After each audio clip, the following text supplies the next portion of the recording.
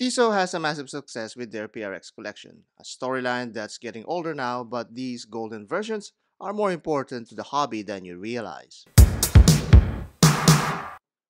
Gold is a finite resource, and since we don't make gold forever, we just mine them, this raises its value as time passes by. This is the important, simple economics lesson that we teach the young generation nowadays. However, these new watch pirate babies, all they care about is how gold pairs with their kicks and their grills, as the young kids may say it nowadays.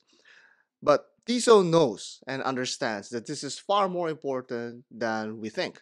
That is why they've been releasing the PRX, not just to milk the cow, so to speak, but also to show us that gold is back in the trend and it's actually mattering a lot when it comes to the hobby. Gold has made a glorious comeback and watches are at the center of this resurgence. Tissot knows this, but what's surprising is that they found its audience not on the previous generation that grew up with Glengarrys and Scarfaces.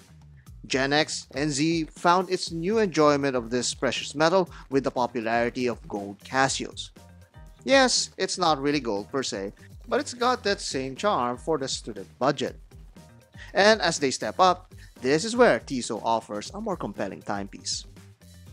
After experiencing the full range of Tissot PRXs, I can definitely say that they are an upgrade to whatever Casio is offering when it comes to the materials and finishing department. While there are PRX models that feature actual 18 karat gold on their bezels, the ones that we'll be featuring today are the PBT assortment that brings the G to the bling. Or to step up your wrist, as the kids nowadays may say. The fantastic finish of the PRX bracelet is the real reason someone will be considering a PRX in the first place. Well, it should be, because it's really that good.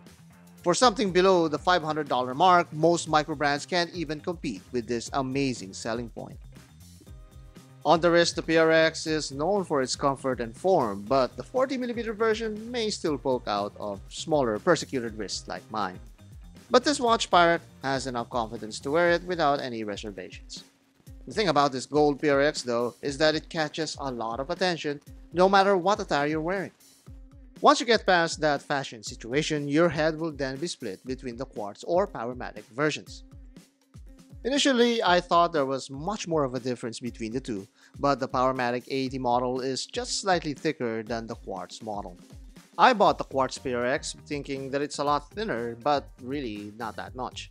I ended up owning both in the long run. A deal breaker for many will be the automatic caliber itself, as the Powermatic 80 costs almost double the quartz version. Yes, that may be somewhat horologically impressive, but for your beer buddies, that may be way too much of a flex. Us seasoned gray-haired whiskey connoisseurs know already that you need to work up the decks first before you get to this golden timepiece. Speaking for my 40-year-old self though, I could have gone for this version instead of the ice blue model. I must say, this ain't that bad, and it's the closest thing that I'll ever get to a Vacheron 222.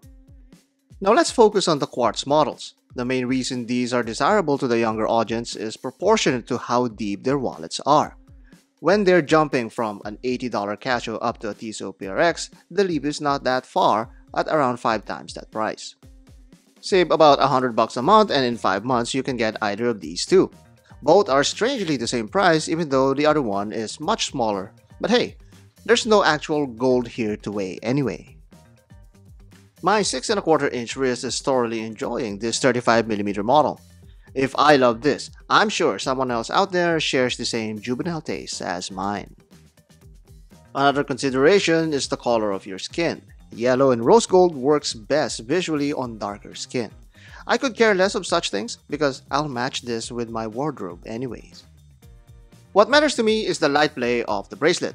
Though this is a narrower taper than the 40mm variant, it still achieves the same effect.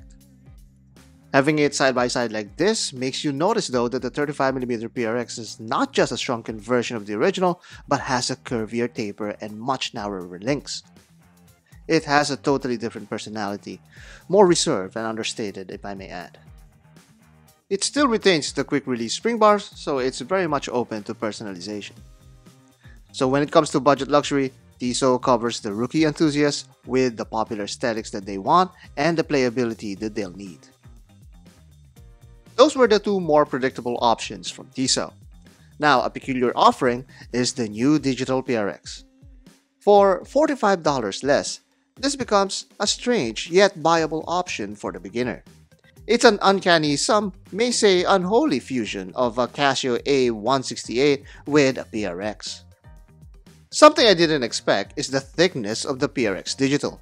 It's actually a few millimeters taller than the 40mm model. The module inside must really be hefty, as the mid-case is not only thicker, but so too is the bezel. And then that very reflective dial is sure to catch anyone's attention. You can't get away from it. It's a gold and shiny watch already, but this dial just pushes it to a preposterous extreme. This now begs the question, who is this for? I guess this is for the crowd that's already familiar with the Casio look, or those who remember an even more obscure 1977 digital Tissot. Sizing it up against the Powermatic version, the size comparison is actually rather identical. With the profile being similar, one may think that they could have shared the same case. But then you remember that these have a different button layout and likely have different fittings inside as well. Whatever the reason may be, Tissot went to great lengths to create a new case for the PRX Digital, only to sell it for a cheaper price. To be fair, the quartz movement inside this PRX is much more premium feeling than the basic Casio module that we're trying to compare it with. Of course, the orientations of the buttons are different, and the operations are kinda not ergonomic. But the digits are bigger and the LED light is pretty nice to look at with that soft blue tone. This is one of the PRX that's been sitting on the shelves at the moment, a sign that its market is very, very small. The effort is there for the PRX, no doubt about it. In fact, I think too much effort is being put on the PRX lately than their other collections. You can actually see it on the dials. They could have gone the lazy road and have the same dial finish for the different sizes, but here they used a vertical brush for the 40mm variant, but then a sunburst finish for the 35mm. Remember, this is the same 35mm PRX that also has a different tapered bracelet to make it proportionate to the case. The Powermatic models all have the waffle pattern and it's no different here. The usual thing they skipped on was the lume, and I'm fine with that since we're not buying these for luminescence. If you want that dial brightness, you'd go with the digital version. Pretty cool. The ultimate appeal of these golden PRX must be the full gold bracelet impression. When the dial blends in with the case and bracelet, it turns into a jewelry more than a timepiece. But for the wearer, the details keeps him mesmerized amidst all of the shine. This is the perfect, luxurious watch for those starting in the hobby. These are designed to be a slight step up to the ordinary that takes a little extra effort to wear. It gives the beginner a taste of how to wear one of the most sought-after metals throughout the ages. While some of them will aspire for the gold Royal Oaks and John Mayer Daytonas, many will start with these less precious but still golden PRX. It's a gateway not just for the hobby but also a gateway for the luxury level once this generation outgrows its collection. If we want this hobby to not just continue but also flourish, we would like to embrace gold like how Tissot embraces it right now and continues to milk the PRX. What do you think? Comment down below, let me know if this is the right attitude or the right approach, and let me see what your gold collection looks like. What I showed you earlier is actually a gold SKX mod, and this is something that, okay, obviously not real gold. One day I would like to own a real solid gold watch as an ultimate expression of luxury and also part of my collection. But this would do for now. It's a really gold, really gold. It's a really good gold watch in your collection, even though it's not really gold in the truest sense.